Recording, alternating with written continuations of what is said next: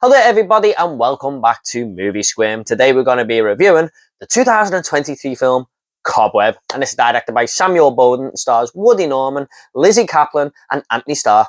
This tells the story of a young boy who can hear someone inside the walls of his house. Meanwhile, his parents tell him that it's all just his imagination, but are they hiding a huge secret?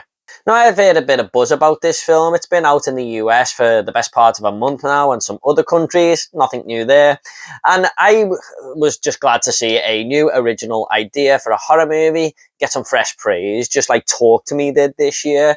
So even though I was looking forward to this film, I did have to manage my expectations. So what did I think of Cobweb? Let's find out. One of my first thoughts was, why didn't they release this film in October around Halloween? Because this movie is based around the holiday of Halloween. There's even a backstory to do with something that happened on Halloween night in this film.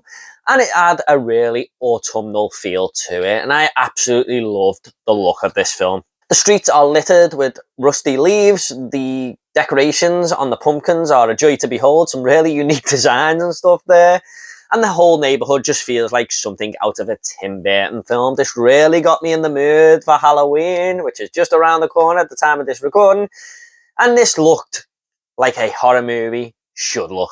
The film really gave me some People Under the Stairs vibes as well. Not just because the young boy Peter in this film is trying to connect with someone living in the walls and he thinks someone is inside there, living there throughout the night, but also the fact that his parents really didn't treat him very well. This is an old house. There's bound to be bumps in the night. Although the parents do go to some extremes at times in this movie, I'm more leaning towards the fact that of how unfair they are towards their child, where they keep him hidden from the world, where they feel necessary, and, you know, they just sort of keep very private. They don't want anyone to know how they're treating him, why they're treating him this way. And it just felt really unfair on this child. Now, Pete is a kid I really sympathise with because I've got kids of my own now, and he's always upset in this movie. He's dreading school the next day. He's trying to reach out for help to other characters at times when he can.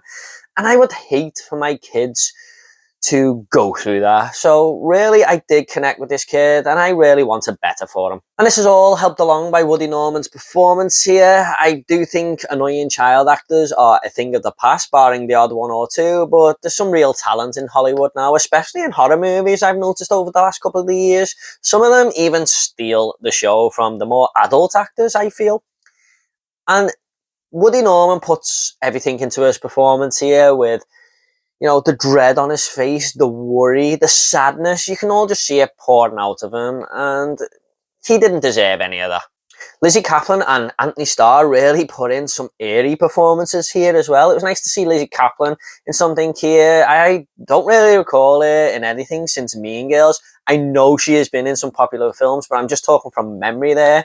And when these two were on screen, it really did make me feel uncomfortable, especially when there was other characters in the room with them.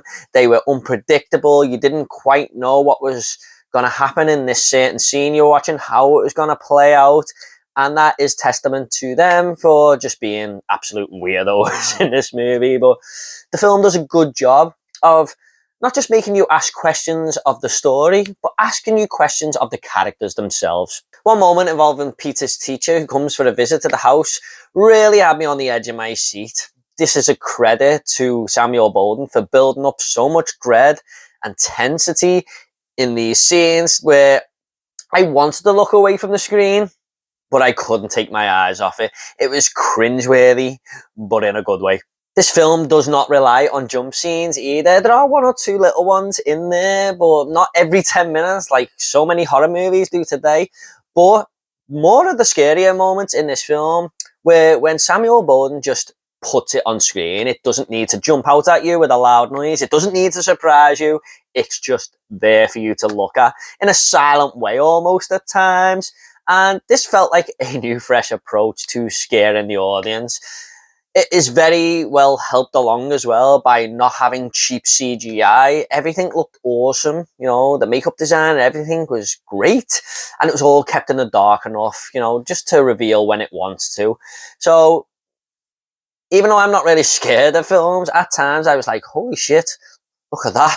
One last thing I just want to mention about Bowden here. There's one moment where this character is really feeling uncomfortable and he sort of spirals the camera around, and I sort of felt dizzy almost, but I also felt what the character seemed to feel in the movie. So that was just a cool little moment there. He does some really great shots in this movie, but I just want to say to Samuel Bowden, even though he's probably not watching, what a great directional debut this was. The whole film is just very well paced and well written as well. You kind of think you know which way it's going to go, and then the movie sort of derails you and sends you off in another direction. So it kept me guessing. And in the end, I just thought, you know what? I'm just going to sit back here and let me tell its twisted tale. So all the dots just connect perfectly for setting up what is an awesome third act.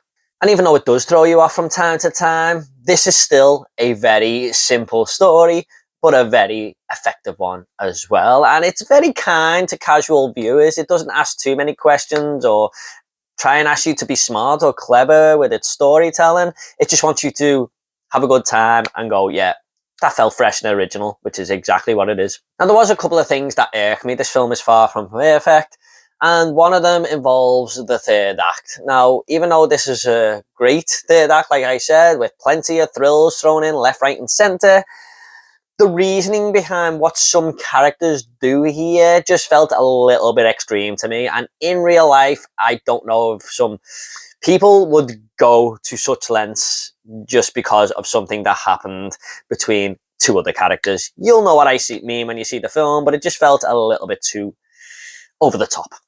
Also, I wasn't massive on the final couple of scenes, or let's just call it the climax, you know, let's not try and be smart here.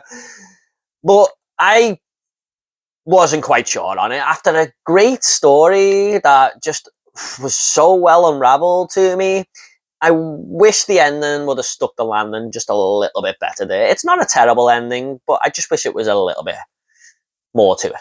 I'm just going to go ahead and rate this movie now. I'm going to give Cobweb an 8 out of 10. Definitely one to watch around the October Halloween holiday.